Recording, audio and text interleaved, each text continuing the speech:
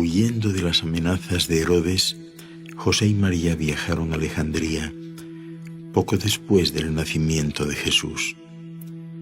Allí pudieron llevar una vida normal y se instalaron en casa de unos primos lejanos de José, que además le habían ofrecido trabajo como transportista primero y varios meses después como carpintero.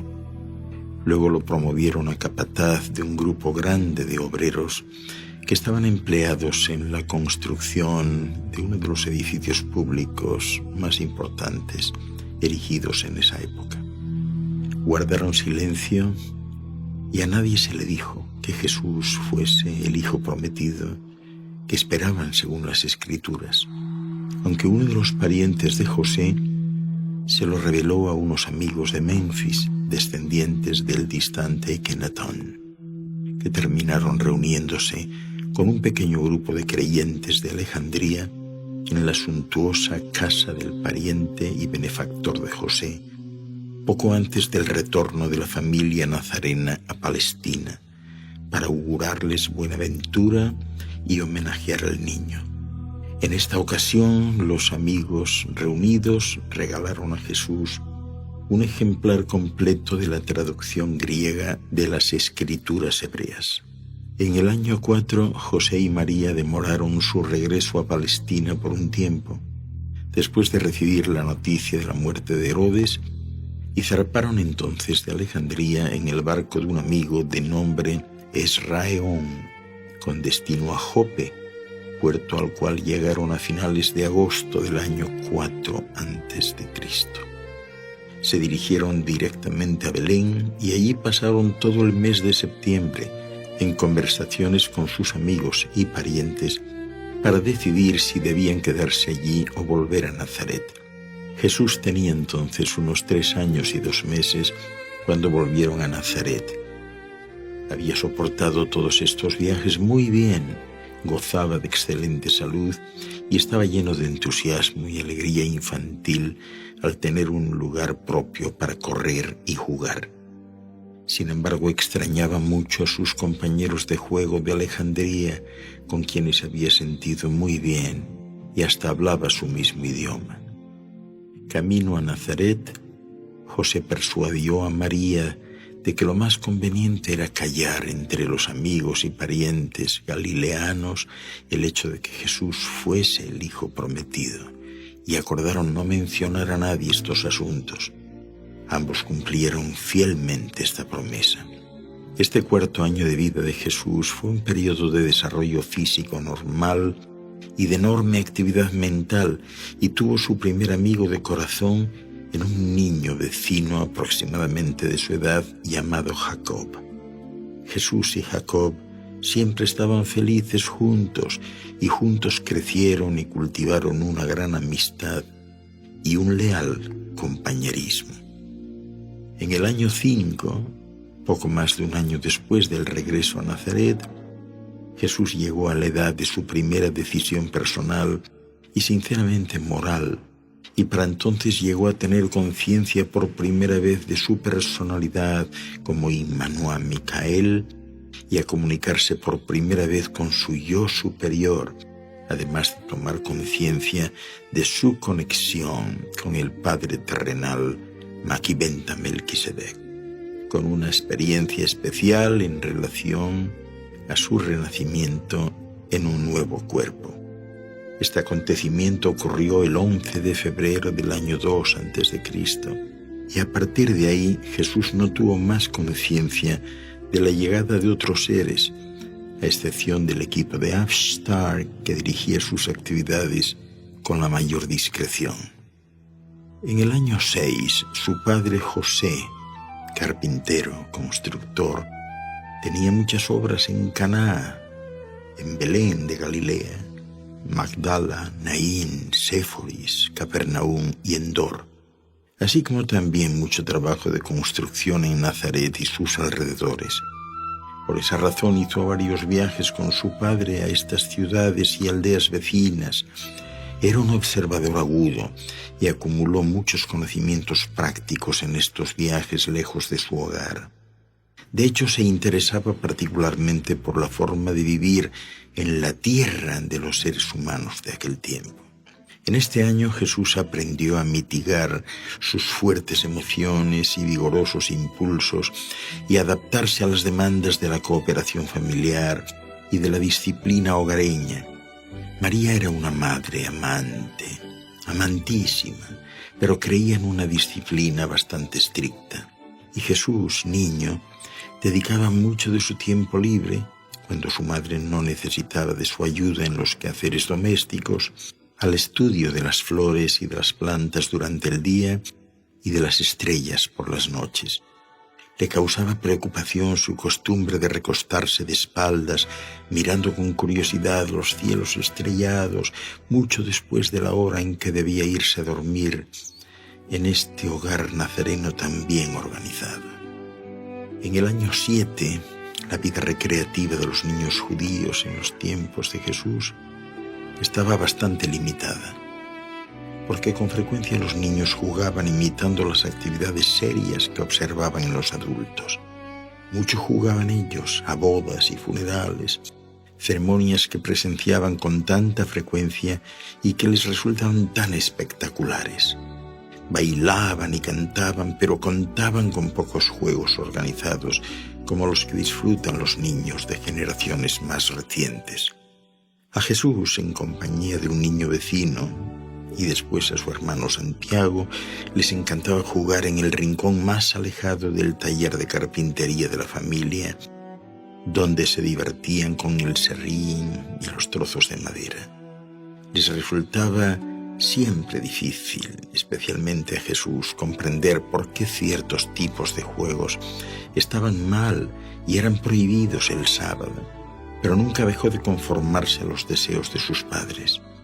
Tenía gran capacidad para los juegos y mucho sentido del humor que pocas veces podía expresar en el medio ambiente de aquel tiempo y generación. Pero hasta los 14 años, durante la mayor parte del tiempo, se mostró siempre alegre y de buen humor. En el año 8, en agosto, comenzó en Nazaret su vida escolar llena de acontecimientos. Este niño ya leía, escribía y hablaba 2 idiomas, el arameo y el griego. Ahora le tocaba aprender a leer, escribir y hablar el hebreo. Y estaba lleno de entusiasmo por comenzar su nueva vida escolar que estaba por llegar. Durante 3 años, hasta los 10 años, asistió a la escuela elemental de la sinagoga de Nazaret. Durante estos 3 años estudió los rudimentos del libro de la ley, tal como se le conoce en la lengua hebrea. Durante los siguientes 3 años estudió en la escuela avanzada y memorizó mediante el método de repetición en voz alta las enseñanzas más profundas de la ley sagrada. Se graduó de esta escuela de la sinagoga a los 13 años y los dirigentes de la sinagoga lo entregaron a sus padres como un educado hijo de los mandamientos. De ahí en adelante un ciudadano responsable de la comunidad de Israel, con derecho de asistir a la Pascua en Jerusalén. Por consiguiente, ese año concurrió a su primera Pascua en compañía de su padre y de su madre. Y este fue un año interesante en la escuela. Aunque Jesús no era un estudiante fuera de lo común, sí que era un alumno diligente y pertenecía al tercio más avanzado de la clase. Hacía sus tareas tan bien que se le permitía una semana de vacaciones por mes. Generalmente pasaba esa semana con su tío, el pescador, en las orillas del mar de Galilea, cerca de Magdala, o en la granja de su otro tío, hermano de su madre, 8 kilómetros al sur de Nazaret. En ese año, Jesús hizo arreglos para intercambiar productos lecheros por clases de arpa. Tenía una predilección especial por todo lo que fuese musical. Más adelante promovió el interés en la música vocal entre sus compañeros jóvenes. A los 11 años de edad ya era él un arpista habilidoso y mucho disfrutaba tocando sus extraordinarias interpretaciones e interesantes improvisaciones para esparcimiento de su familia y sus amigos. En el año 9, en la segunda parte de junio, Jesús, en compañía de su padre, trepó por primera vez a la cumbre del monte Tabor. Era un día claro y el panorama espléndido. A este niño de 9 años le pareció que, a excepción de la India, África y Roma, desde allí se veía el mundo entero. Jesús seguía creciendo física, intelectual, social y espiritualmente.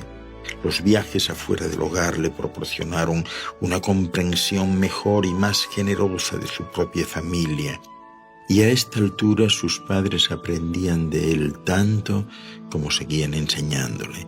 Jesús era un pensador original y un maestro experto aún en su juventud. Se encontraba en conflicto constante con la así llamada ley oral, pero siempre intentaba adaptarse a las prácticas de su familia. Se llevaba muy bien con los niños de su edad, pero a menudo se desalentaba porque la mente de estos niños era de reacción lenta. Antes de los 10 años ya era el líder de un grupo de 7 muchachos que formaron una sociedad para promover la conquista de la vida adulta, tanto física como intelectual y religiosa. Con estos muchachos Jesús, con éxito, introdujo muchos juegos nuevos y varias formas mejoradas de recreación física. En el año 10 empezó a mostrar una marcada preferencia por la compañía de personas mayores. Le gustaba hablar de temas culturales, educacionales, sociales, económicos, políticos y religiosos con mentes más adultas, y su profundidad de raciocinio y agudeza de observación tanto encantaban a los adultos que lo conocían que siempre estaban dispuestos a conversar con él. Hasta el momento en que tuvo que hacerse cargo de mantener el hogar, sus padres trataban de que se asociase con los de su propia edad, en vez de conversar con adultos mejor informados con quienes él prefería estar.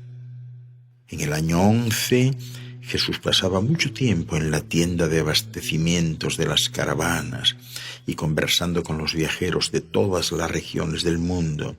Así que adquirió un conocimiento sobre los asuntos internacionales, el cual era sorprendente para su edad. Este fue el último año en que pudo disfrutar de juegos y de la alegría juvenil, porque de aquí en adelante las dificultades y las responsabilidades se multiplicaron en su vida. El chazán pasaba una velada por semana con Jesús, ayudándole a aprender las escrituras hebreas.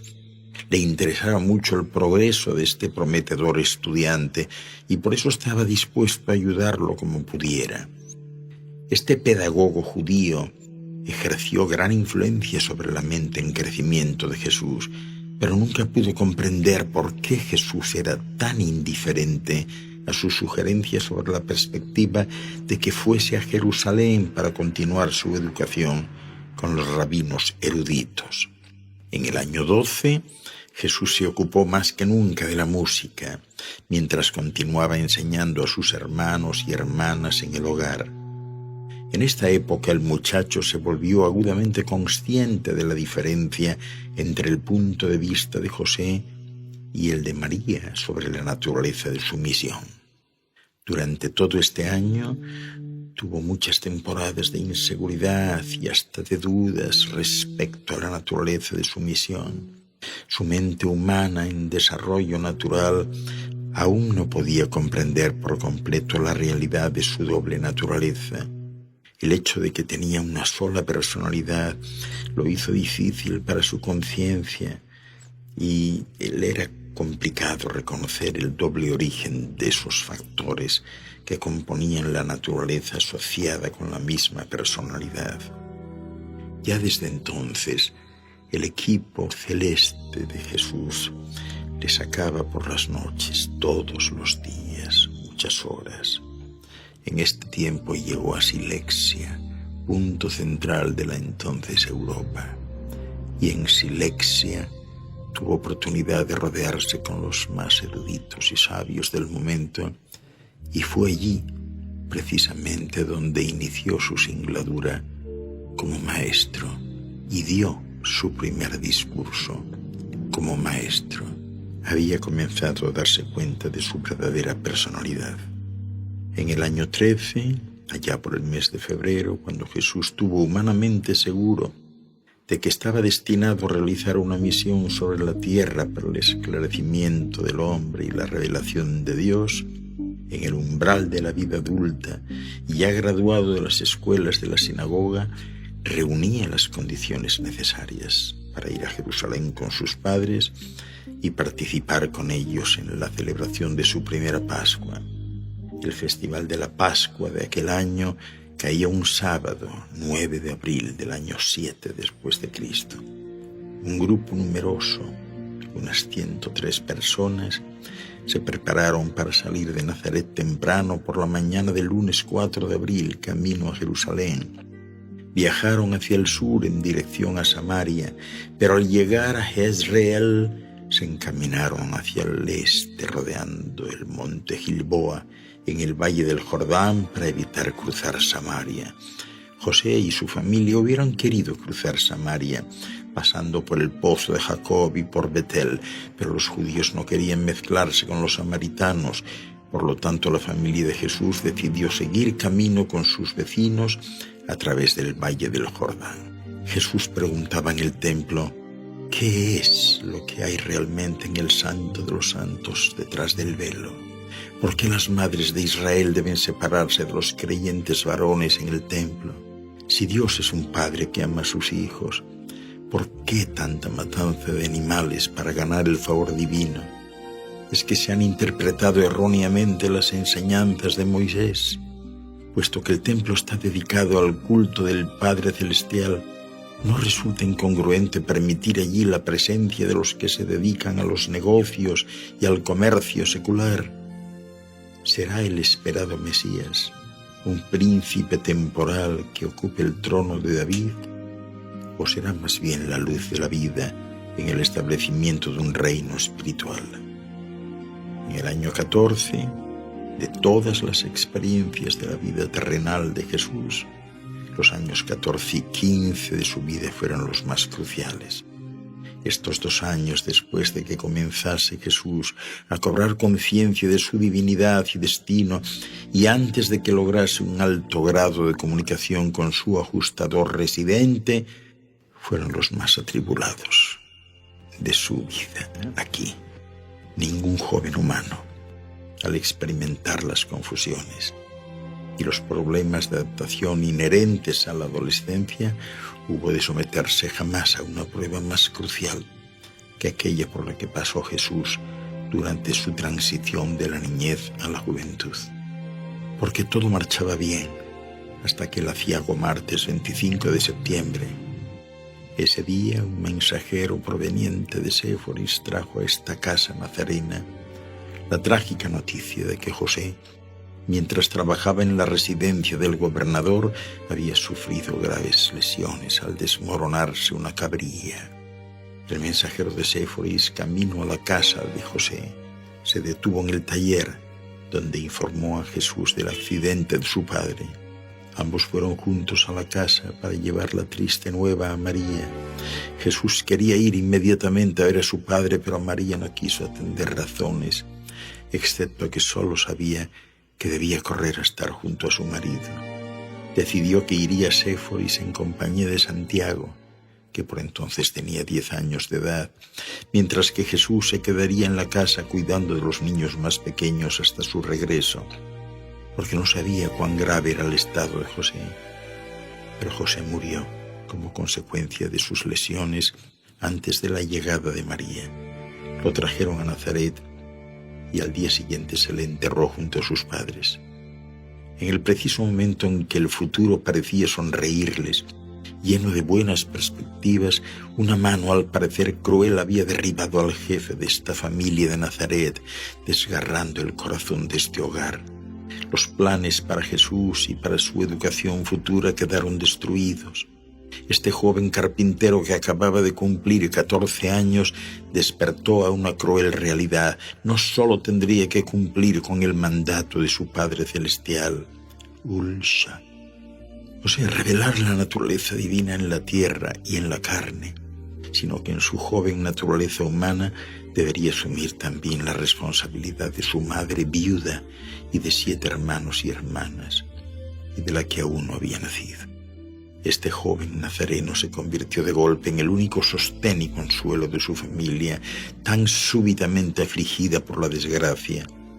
Así pues se permitió que ocurriesen en Nunjimesha estos acontecimientos de orden natural que obligarían a este joven de destino a asumir tan pronto la responsabilidad onerosa, pero a su vez altamente educacional y disciplinaria, de convertirse en el jefe de una familia humana, padre de sus propios hermanos y hermanas, sostén y apoyo de su madre, guardián de la casa de su padre, el único hogar que había de conocer mientras estuvo en este mundo.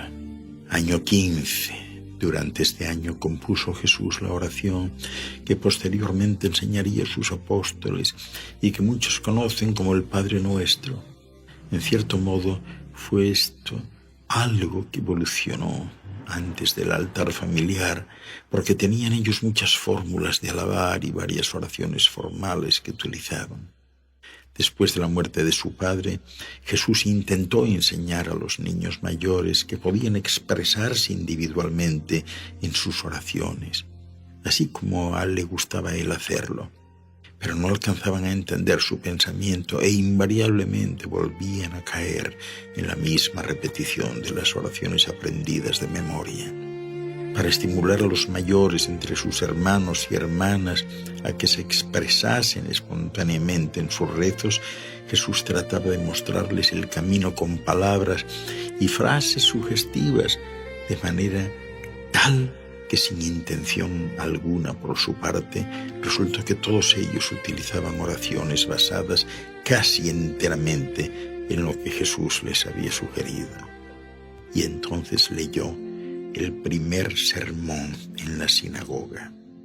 En el año 16 alcanzó él su plena estatura física. Era un joven hermoso, viril, cada vez más serio y reservado, al mismo tiempo que compasivo y amable. Tenía una mirada dulce pero inquisitiva. Su sonrisa era siempre simpática y reconfortante, su voz musical al mismo tiempo fuerte y enérgica, su saludo cordial, pero sin afectación. Siempre, incluso en los contactos más comunes, parecía traslucirse la esencia de una doble naturaleza, la humana y la divina.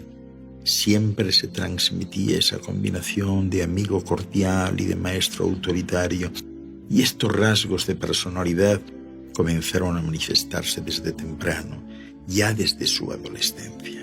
Era un joven físicamente robusto y también había adquirido el pleno desarrollo de su intelecto humano, aunque no la completa experiencia del pensamiento humano, pero sí la plena capacidad para tal desarrollo del intelecto. Poseía un cuerpo sano y bien proporcionado, una mente aguda y analítica, una disposición de ánimo generosa y compasiva, un temperamento un tanto fluctuante pero acometedor, y cualidades especiales que se presentaban en él y que se estaban integrando en una personalidad fuerte, admirable y atractiva. En el año 17 pudo Jesús hacer grandes progresos en la organización de su mente. Gradualmente había logrado unir su naturaleza humana con su naturaleza divina, llevando a cabo esta ardua organización intelectual por la fuerza de sus propias decisiones y con la ayuda única de su monitor residente. Este momento era especial y aunque no había nada sobrenatural que se pudiera traslucir en la carrera de este joven, sí se presentó la visita de un mensajero enviado por su hermano mayor, Manuel, que una vez se le apareció en Jerusalén durante la noche. A los 18 años se liquidó toda la propiedad de la familia, excepto la casa y el huerto. Se vendió la última propiedad en Capernaum, excepto la plusvalía que había en otra, que ya estaba hipotecada. Las ganancias se usaron para pagar impuestos, comprar herramientas nuevas para Santiago y hacer un pago sobre la antigua tienda de reparación y abastos de la familia cerca de la parada de las caravanas, la cual Jesús había decidido comprar de vuelta puesto que Santiago ya tenía suficiente edad como para trabajar en el taller que estaba en la casa y ayudar así a María en el hogar. Al aliviarse de este modo por el momento la presión financiera, Jesús decidió llevar a Santiago a la celebración de la Pascua. Salieron de viaje con tiempo, queriendo llegar a Jerusalén un día antes para estar solos, y así tomaron el camino de Samaria. Iban a pie en esta ocasión. Jesús le iba mostrando a Santiago los lugares históricos que había a lo largo de la ruta, tal y como lo había hecho su padre con él en un viaje muy parecido 5 años antes. En el año 19, aunque Jesús era altamente metódico y sistemático en todo lo que hacía, había a la vez en sus decisiones administrativas una novedosa elasticidad de interpretación y una individualidad de aceptación que imponían en todos los niños una gran admiración por el espíritu de justicia con que actuaba su padre hermano. No disciplinó nunca arbitrariamente a sus hermanos y hermanas, y esa fue su constante justicia y consideración personal que hizo que fuese muy querido por toda la familia. En el año 20 se presenta la historia de amor de Rebeca por Jesús. Rebeca, hija de Esdras, uno de los más ricos constructores de la zona, se cuchicheaba en Nazaret y posteriormente en Capernaum, de manera que, si bien en los años que siguieron muchas mujeres lo amaron, así como lo amaban los hombres, nunca más tuvo que rechazar una oferta de amor y devoción de otra buena mujer. Desde ese momento en adelante, el amor humano por Jesús se manifestó más bien como adoración y como culto. Hombres y mujeres lo amaban devotamente por igual, por lo que él era, sin abrigar deseos de satisfacción personal ni de posesión afectiva. Pero durante muchos años, doquiera se contara la historia de la personalidad humana de Jesús, se relataba la relación y su devoción por Rebeca.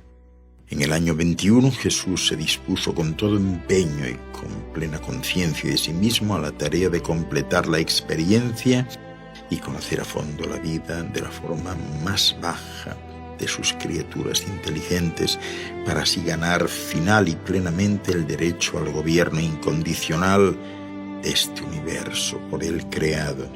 Se dedicó a esta tarea formidable con el conocimiento pleno de su doble naturaleza, pero ya había conseguido eficazmente combinar estas dos naturalezas en una sola, la de Jesús de Nazaret. En el año 22, antes de comenzar su nuevo trabajo en Séforis, Jesús celebró uno de sus periódicos consejos de familia, en el curso del cual nombró solemnemente a Santiago, que acababa de cumplir 18 años, como jefe interino de la familia. Le prometió a su hermano su sincero apoyo y su plena cooperación, e hizo que cada uno de los miembros de la familia prometiese formalmente obediencia a Santiago. A partir de ese día, Santiago asumió el control pleno de las finanzas de la familia, entregándole Jesús a su hermano su pago semanal. Nunca más Jesús le quitó a Santiago las riendas del hogar. Mientras trabajaba en Séforis, podía haber regresado caminando a su casa todas las noches si fuese necesario, pero con toda intención permaneció ausente, culpando de esto al mal tiempo u otras cosas. Su verdadero motivo, sin embargo, era entrenar a Santiago y a José a hacerse cargo de las responsabilidades familiares. Había él comenzado el proceso de separarse lentamente de su familia.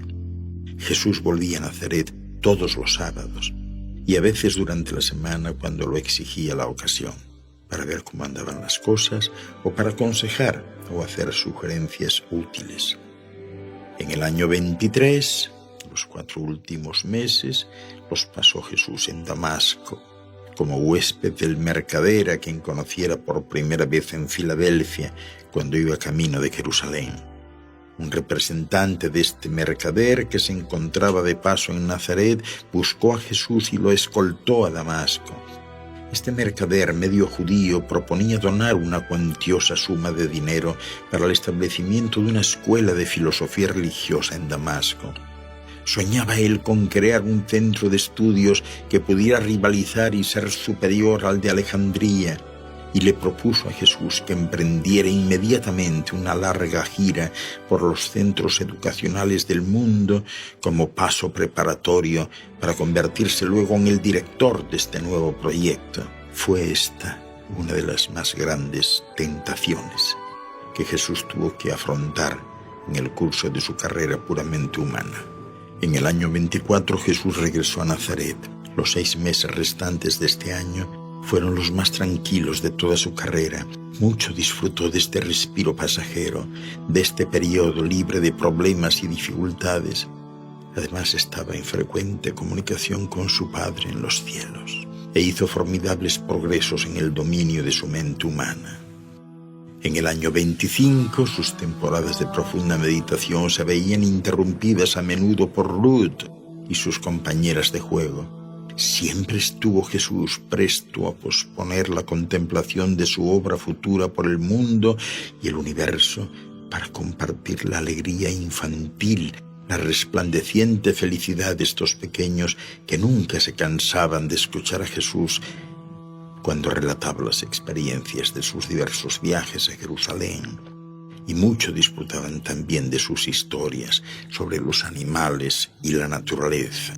En el año 26, a principios de año, Jesús se hizo muy consciente de la amplia gama de poder potencial que poseía, pero estaba asimismo plenamente persuadido de que este poder no había de ser empleado por su personalidad como hijo del hombre, al menos que llegara su hora.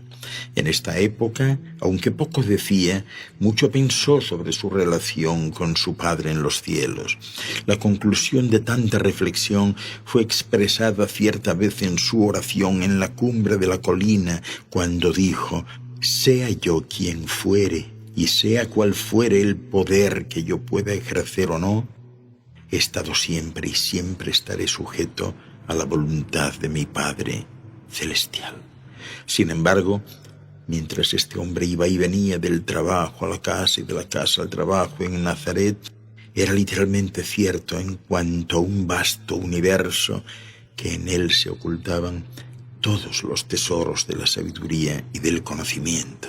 En el año 27, durante una lluviosa mañana de un domingo, Jesús partió sin ceremonia del seno de su familia, explicándoles tan solo que iba a Tiberias y luego a visitar otras ciudades en torno al mar de Galilea. Así les dejó y nunca más volvería a ser un miembro regular de esta familia. Pasó una semana en Tiberia, la nueva ciudad que pronto sucedería a Séforis como capital de Galilea. Pronto encontró allí algo que le interesaría, procediendo pues sucesivamente a Magdala y Betsaida hasta llegar a Capernaum, donde se detuvo para visitar al amigo de su padre Zebedeo. Los hijos de Zebedeo eran pescadores, él mismo era fabricante de barcas, y Jesús de Nazaret era experto tanto en las tareas de diseño como en las de construcción, y un verdadero especialista en el trabajo de madera. Y Zebedeo conocía desde antes la habilidad de este artesano nazareno. Hacía mucho tiempo que Zebedeo quería construir mejores botes. Expuso entonces sus planes a Jesús y le invitó al carpintero visitante a asociarse con él para esta empresa. Jesús aceptó la invitación con prontitud. En el año 28, antes de irse de Capernaum, Jesús tuvo una larga conversación con su nuevo amigo e íntimo compañero Juan Zebedeo. Le dijo que pensaba viajar extensamente hasta que llegue mi hora, decía él. Debo dar talleres, explicar y hacer encuentros y seminarios. Y le pidió que se ocupara en su lugar de enviar dinero a su familia en Nazaret todos los meses, hasta que se agotasen los fondos acumulados por él durante ese año. Y Juan así le expresó su promesa. Y le dijo: «Maestro mío, ocúpate de tus asuntos, haz tu obra en el mundo, que yo actuaré por ti en este y en cualquier otro asunto. Y velaré por tu familia como cuidaría de la mía propia, de mi propia madre y de mis propios hermanos y hermanas. Emplearé tus fondos guardados por mi Padre, tal y como tú le pediste, según ellos los necesiten. Cuando ya de tu dinero se haya acabado y no haya más nada, si no recibo nada más de ti, y si tu madre está necesitada, no te preocupes, porque compartiré mis propias ganancias con ella. Vete en paz a tus seminarios, en el público, en la sinagoga, en el exterior. Yo actuaré en tu lugar en todos esos asuntos. En el año 29, Jesús estuvo completando su gira por el mundo mediterráneo. Los principales acontecimientos dentro de lo que se nos ha permitido divulgar de estas experiencias constituyen el objeto de las narraciones que estamos enarbolando aquí.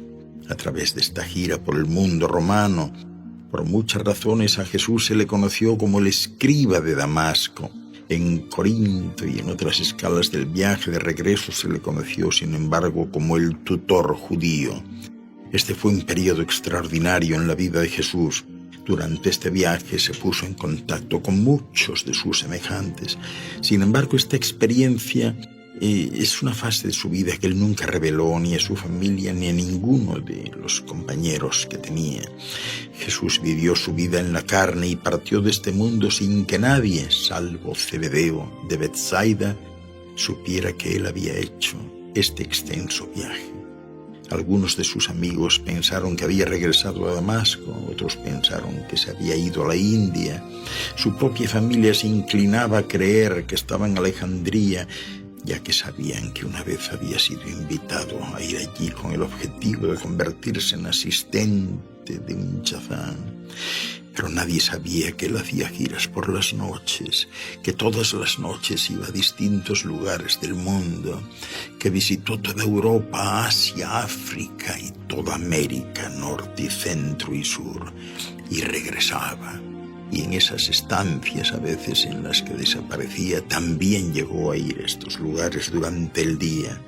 De hecho, en la isla de Creta, a donde él tenía mucho interés en ir, para pasear por la isla y escalar las montañas, hizo mucho trabajo. Los cretenses de esa época no disfrutaban de una reputación envidiable entre los pueblos vecinos. No obstante, Jesús y Ganid, su mejor amigo, ganaron muchas almas para los niveles más elevados del pensamiento y de la vida, estableciendo así los cimientos que permitieron la rápida recepción de las enseñanzas evangélicas. Y así, cuando llegaron los primeros predicadores de Jerusalén, Jesús les comunicó que amaba mucho a esos cretenses, pese a las duras palabras con que Pablo más tarde se referiría a ellos, cuando posteriormente envió a Tito a la isla para reorganizar sus iglesias. También en Cartago hizo uno de sus discursos más importantes, el discurso sobre el tiempo y el espacio. La mayor parte del tiempo en ruta hacia Cartago, Jesús conversó con sus compañeros de viaje sobre temas sociales, políticos y comerciales. Casi nada se dijo sobre religión. Por primera vez, Gonod y Ganid descubrieron que Jesús era un buen narrador y le mantuvieron ocupado contándoles anécdotas de su vida en Galilea. También se enteraron que él se había criado en Galilea, que no lo sabían, y no en Jerusalén ni en Damasco. Así que cuando Ganid, habiendo notado que la mayoría de las personas con quienes se encontraban por casualidad se sentían atraídas por Jesús, preguntó qué podía hacer uno para ganar amigos. Su maestro le dijo: interésate por tus semejantes, aprende a amarlos y aguarda la oportunidad de hacer algo por ellos, algo que estás seguro de que ellos quieren. Y luego citó el antiguo proverbio judío: un hombre que quiere tener amigos debe mostrarse amistoso. En Malta, la primera escala camino a Italia, Jesús tuvo una larga conversación con un joven desalentado y descorazonado llamado Claudo. Este muchacho había contemplado quitarse la vida, pero después de conversar con el escriba de Damasco dijo: voy a afrontar la vida como un hombre, ya basta con hacer el papel de cobarde, voy a volver con mi gente y empezar de nuevo. Poco tiempo después él se convertiría en un predicador entusiasta de los cínicos y más tarde se uniría Pedro para proclamar el cristianismo en Europa y en Neápolis. Y después de la muerte de Pedro fue a España a predicar el Evangelio, pero nunca se supo quién era realmente, y que el hombre que lo inspirase en la isla de Malta era el mismo Jesús, a quien posteriormente proclamaría el libertador del mundo. Lo mismo en Atenas, el discurso sobre la ciencia. Cuando llegaron al antiguo centro de la ciencia y del saber, griegos y Ganid estaban encantados de encontrarse en Atenas, en Grecia, en el centro cultural de lo que en tiempo fuera el imperio de Alejandro, que había extendido sus fronteras incluso hasta su patria misma, la India.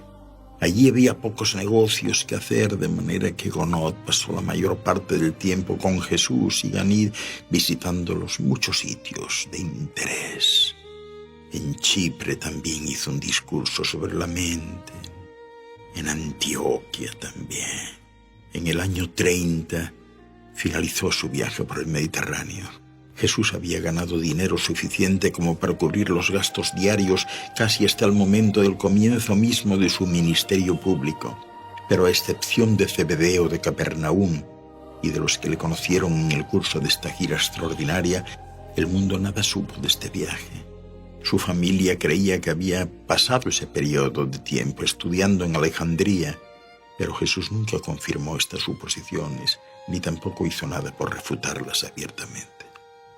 Finalmente, el 1 de abril del año 24 a.C., en este mismo año 30, cuando Jesús partió de Nazaret con la caravana con destino a la región del Mar Caspio, la caravana a la que se unió Jesús como conductor iba desde Jerusalén por el camino de Damasco y del lago de Umia, cruzando a Siria, Media y Partia, hasta la región sudoriental del Mar Caspio. Un año entero transcurrió antes de su regreso. Y así, al regresar Jesús del Mar Caspio, sabía que sus viajes por el mundo prácticamente habían acabado. Tan solo salió de Palestina una vez para viajar a Siria. Después de una breve visita a Capernaum, fue a Nazaret, quedándose allí unos pocos días, y a mediados de abril salió de Nazaret para Tiro. Desde allí viajó hacia el norte, pasando unos días en Sidón, después Antioquía, y a partir de ahí comenzó su ministerio público. En todo este tiempo había recorrido casi todos los países y continentes del mundo. Había estudiado y había aprendido de la India. Había aprendido y estudiado del Oriente, la China, el actual Japón. Había estado en el centro y sur de África, donde aprendió otros idiomas, y había recorrido América del Norte, del centro y del sur, y sobre todo en Centroamérica, en la actual México, que era en ese momento la cultura más desarrollada. Y con todo ese bagaje de experiencias, se dedicó él, a partir de ese momento, a ir por todos los pueblos y ciudades de la zona, a impartir cursos, seminarios, talleres, por las sinagogas, por centros culturales y espirituales, y también en campo abierto. Iban en caravana, muchos carros, y todos los que quisieron unirse al proyecto lo acompañaron voluntariamente. Ninguno fue invitado, pero todos fueron aceptados.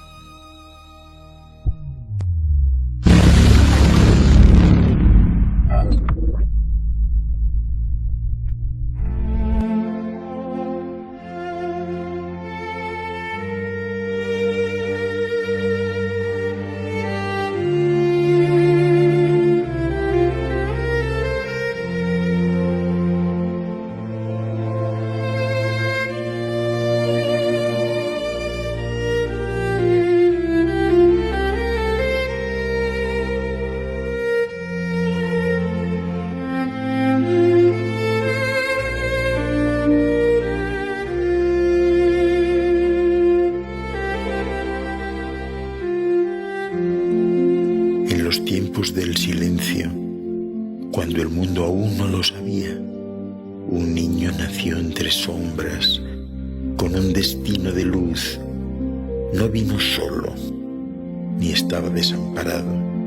7 seres no humanos lo custodiaban desde una nave invisible, como una estrella que no caía, como un sueño que nunca despertaba. Él era Immanuel Micael. Aquí le llamarían Yeshua ben Yosef, Jesús de Nazaret, Hijo del Hombre e Hijo del Cielo.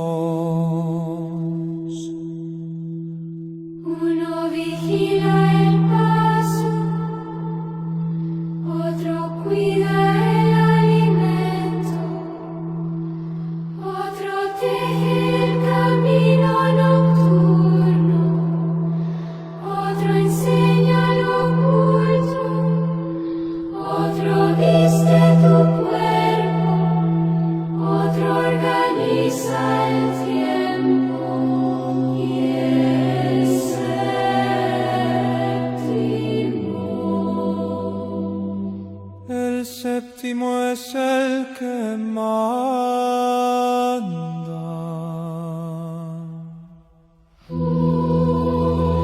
No vemos, pero estamos.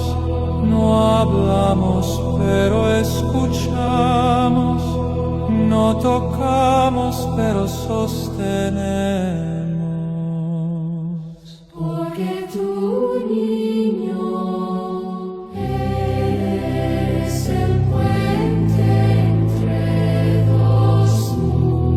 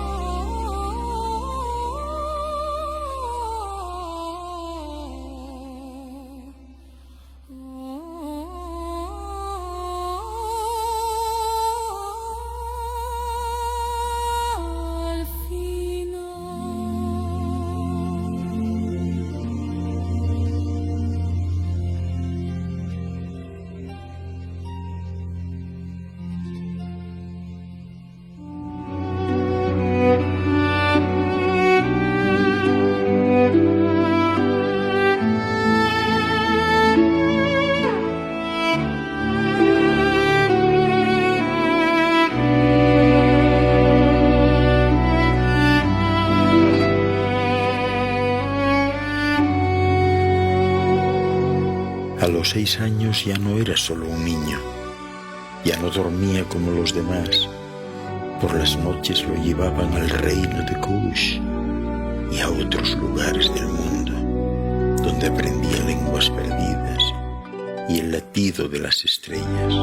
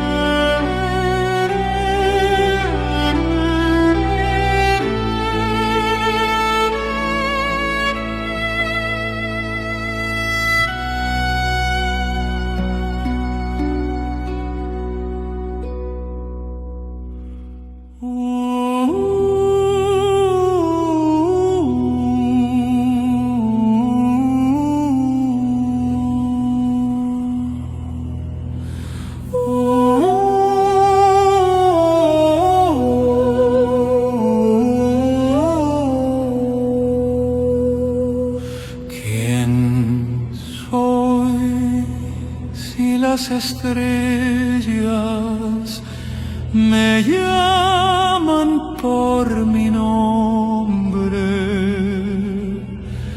porque siento que he vivido antes en otros cuerpos, en otras tierras.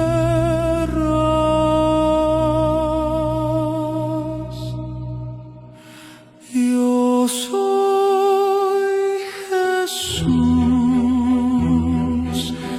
pero también soy Immanuel, Micael.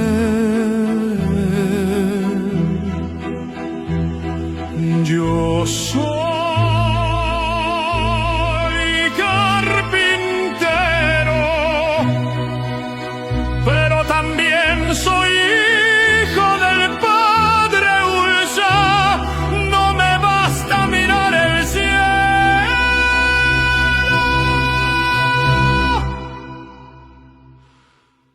quiero tocarlo, quiero entender por qué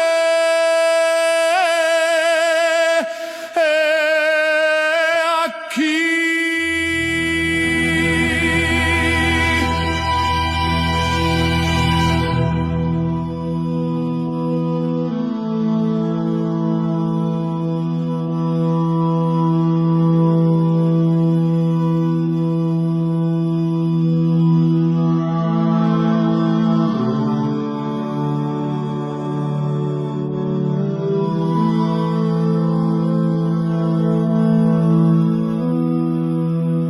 Despierta, Immanuel, tu tiempo comienza. No temas la dualidad, es en ella donde nace la unidad.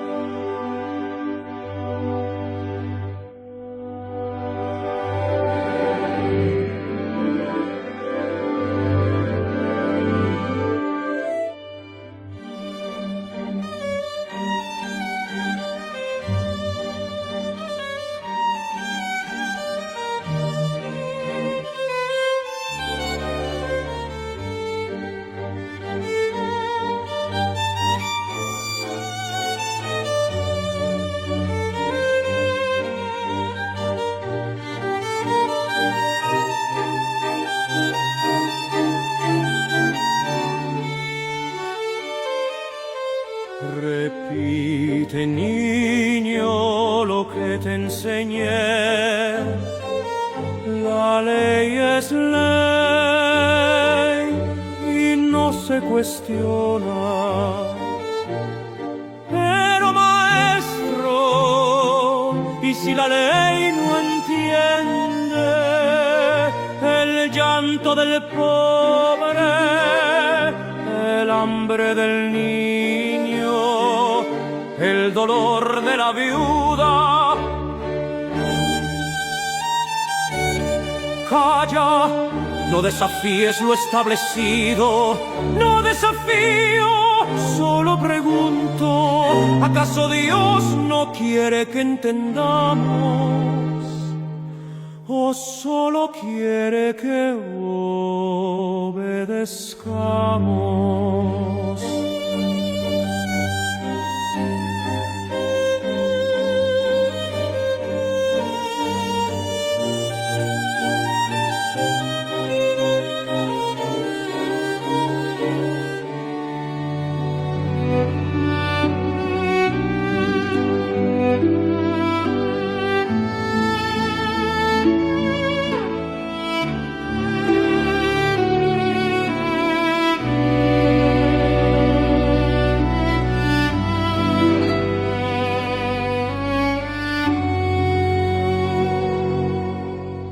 La madera obedece al cincel, pero el alma no.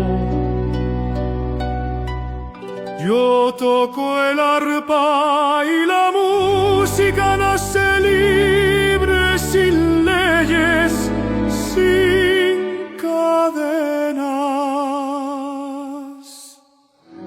Entonces, ¿por qué el corazón debe aprender a callar? Yo no quiero ser un eco. Quiero ser voz, quiero que mi canto sea una oración que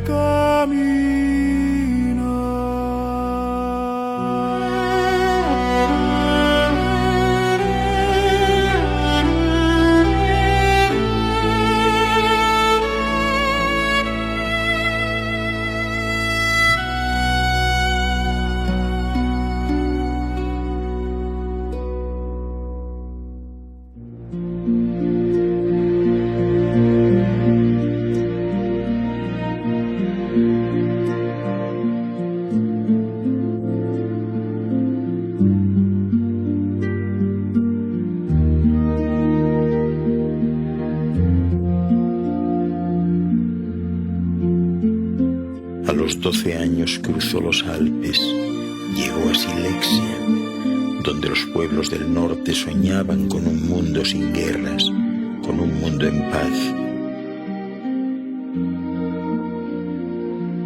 Allí por primera vez habló como maestro.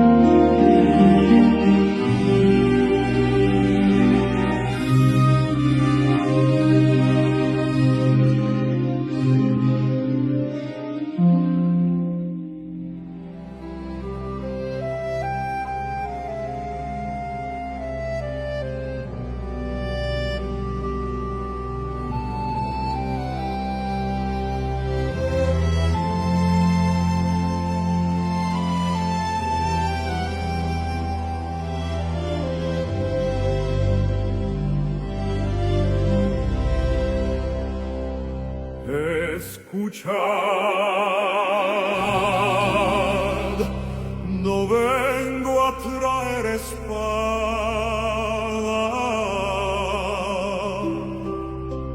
sino paz. No vengo a traer oscuridad,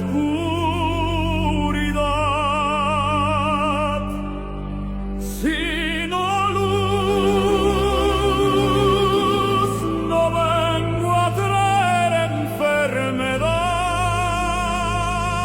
sino salud.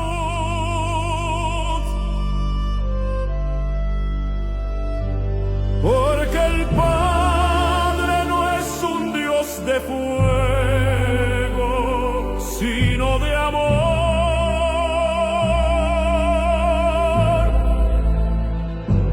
Y su reino no está en el templo, sino en el corazón. Que la paz es semilla, que la luz es camino, que la salud es don. Paz, luz, salud. Paz, luz, salud. Paz, luz, salud.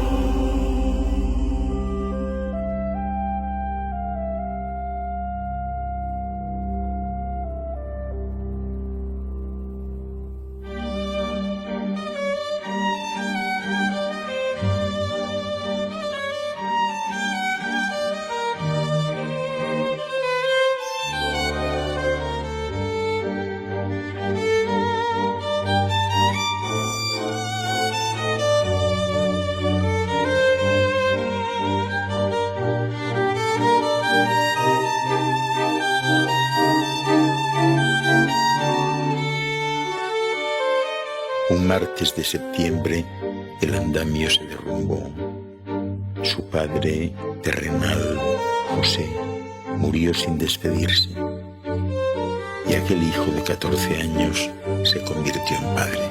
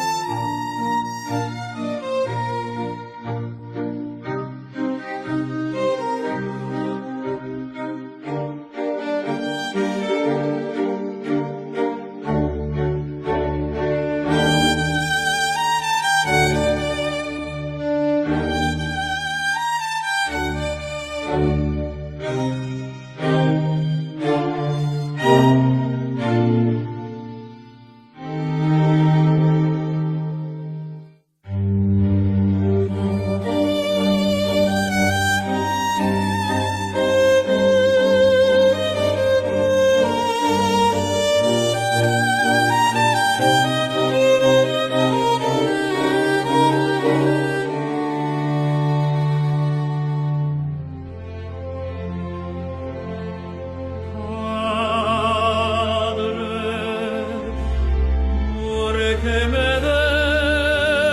dejas solo.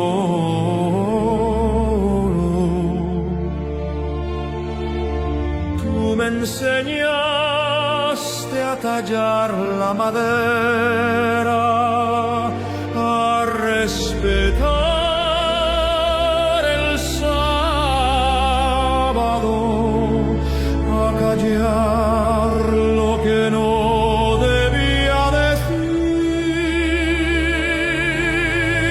pero no me enseñaste a sostener un hogar roto. Ahora soy el hombre de esta casa. Ahora soy el que da pan. Ahora soy el que no puede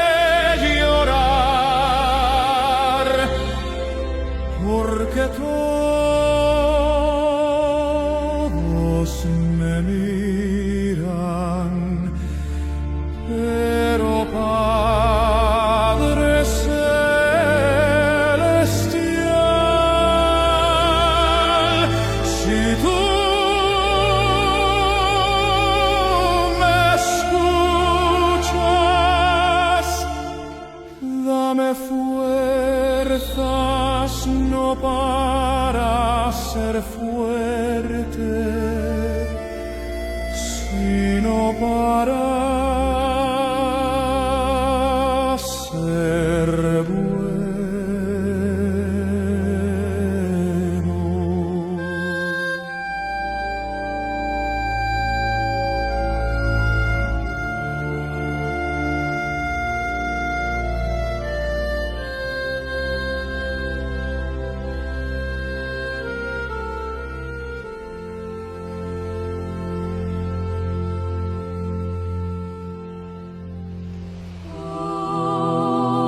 Ay del hogar roto, ya no hay otro. Ay de la viuda sin una duda.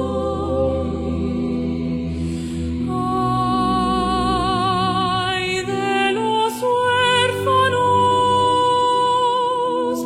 son tan pequeños,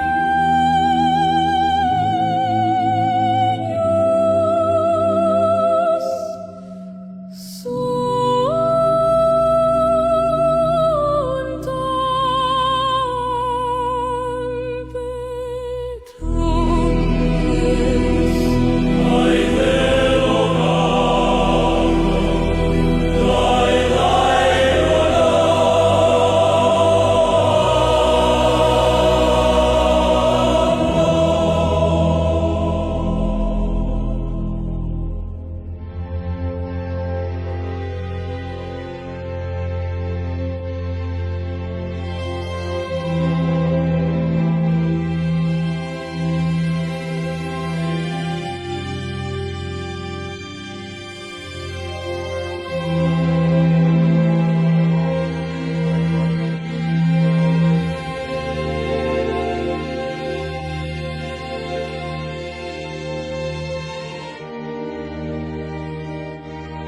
Hermanos, no repitan oraciones como ecos vacíos, hablen con el Padre como con un padre, díganle lo que sienten, Él ya sabe sus nombres.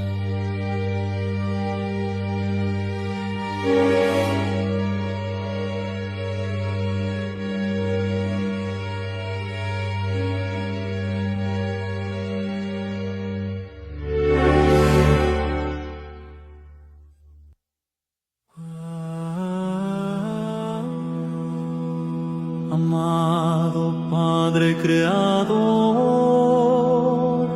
soplo de vida,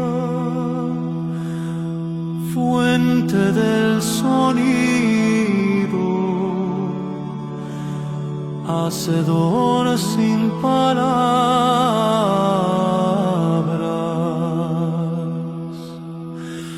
esencia del cosmos,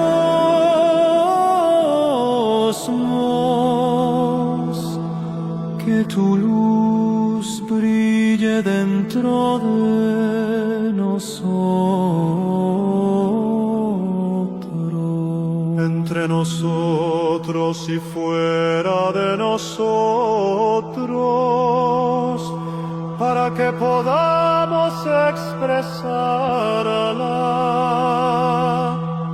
Ayúdanos a seguir nuestro propio camino, sin interferir en el camino de los demás. Que nuestro yo se funda con el tuyo, para que caminemos juntos con todas las demás criaturas de la eternidad. tu deseo y el nuestro sean uno solo, en toda la luz, así como en todas las formas, en toda existencia individual y en todo el universo.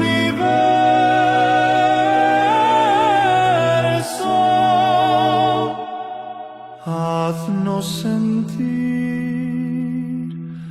el espíritu de la tierra dentro de nosotros,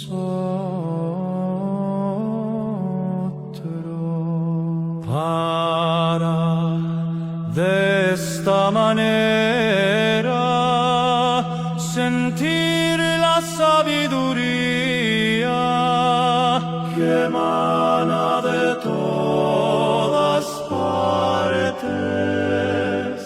No permitas que la superficialidad y la apariencia de las cosas del mundo nos engañen.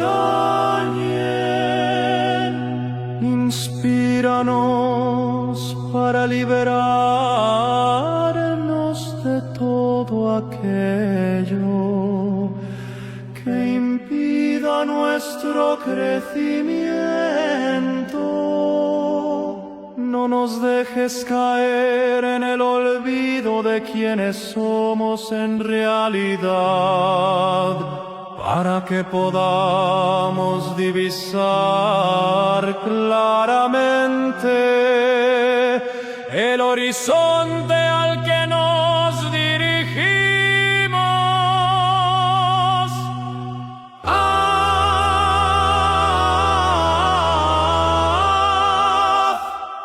Que logremos percibir tu amor en todo momento. Que así sea.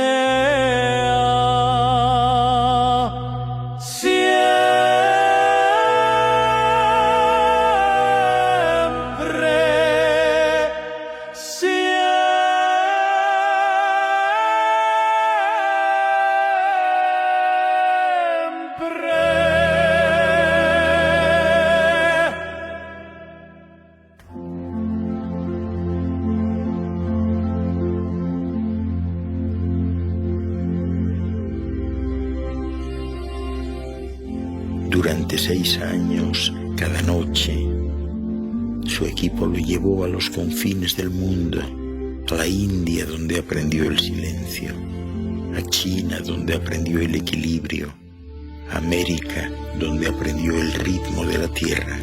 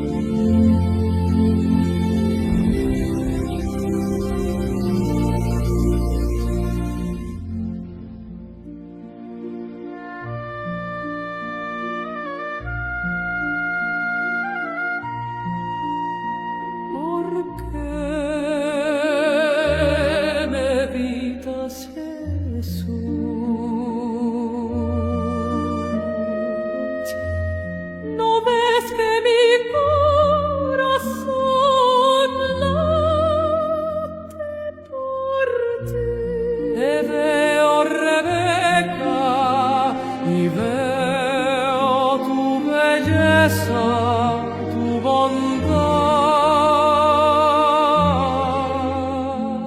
tu fuego. Entonces, ¿por qué no me tomas la mano? Porque mi amor no puede ser solo tuyo.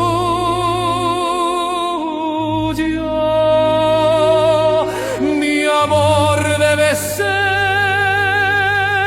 de todos.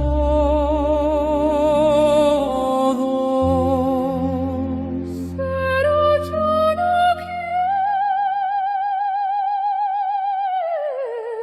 a todos. Yo te quiero solo a ti. Y yo te amo. Pero como amo al viento, como amo al sol, como amo el camino,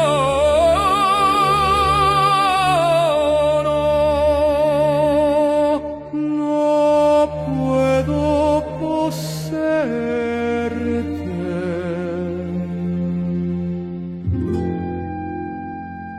Solo puedo bendecirte.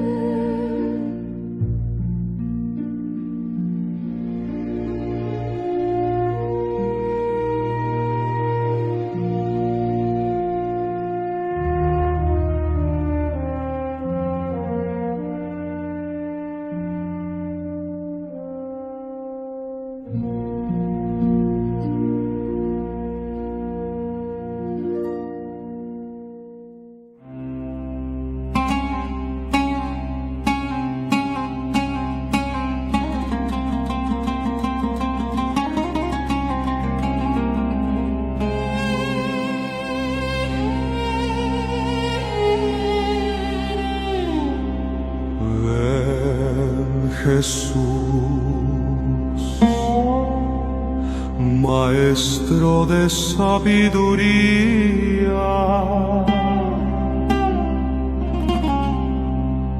construiremos una escuela mayor que Alejandría.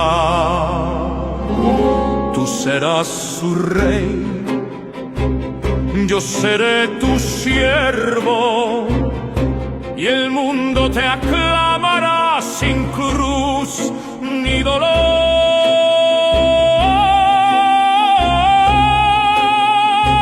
No necesitas sufrir, no necesitas morir. Ven y reina ahora.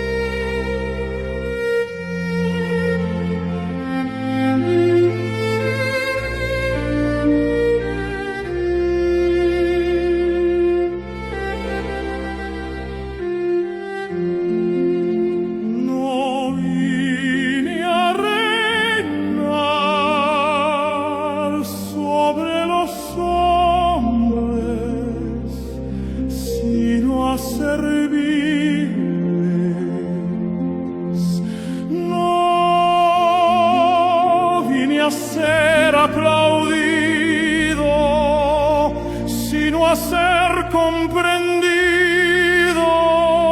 No vine a escapar del dolor, sino a transformarlo. Tu escuela es de oro, pero mi camino es de polvo. Tu poder es terrenal, pero mi misión es eterna. Apártate de mí, tentación.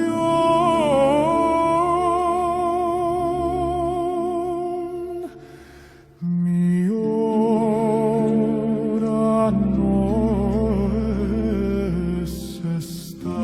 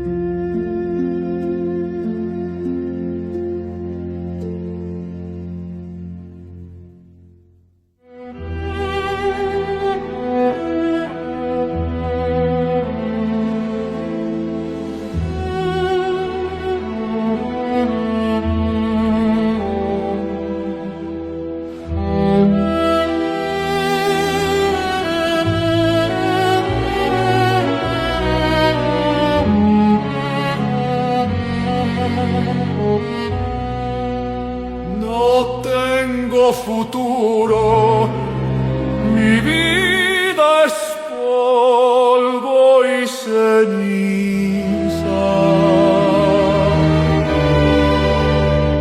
Escucha, joven, la vida no se mide por lo que tienes, sino por lo que das.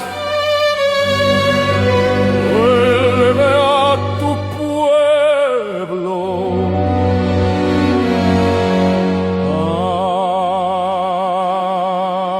Ama, sirve.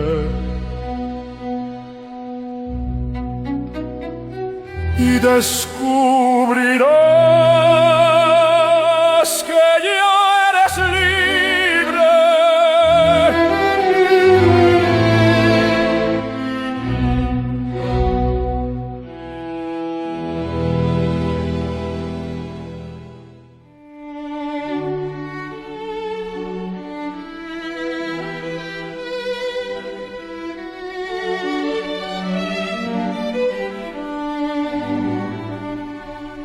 La ciencia sin espíritu es ciega, el espíritu sin ciencia es sordo.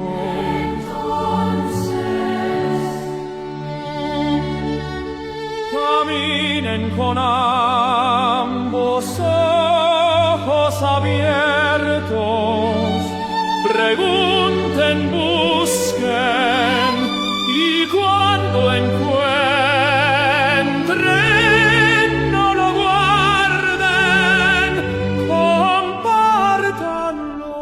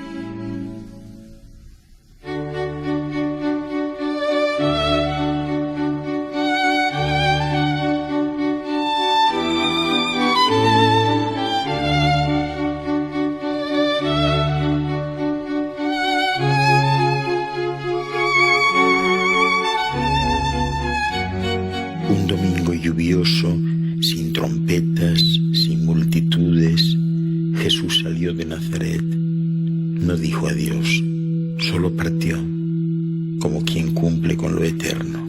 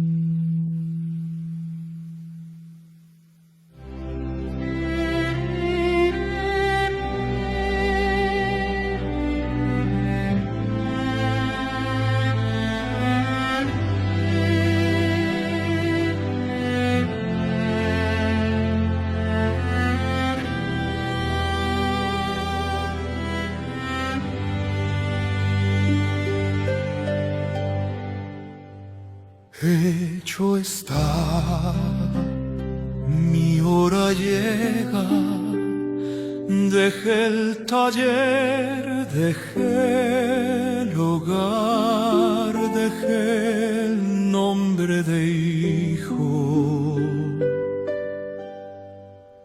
para tomar el nombre de maestro. No temo el camino, no temo a la cruz, porque sé desde el primer día que el Padre está conmigo,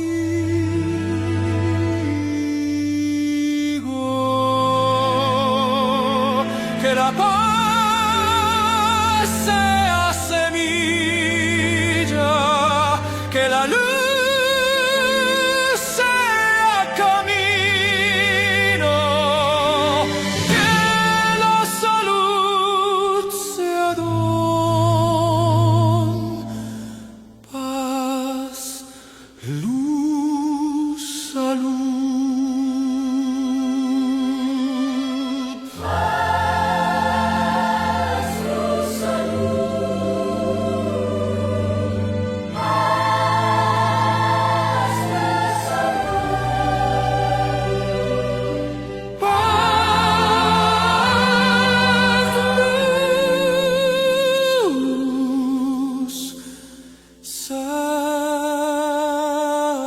salud.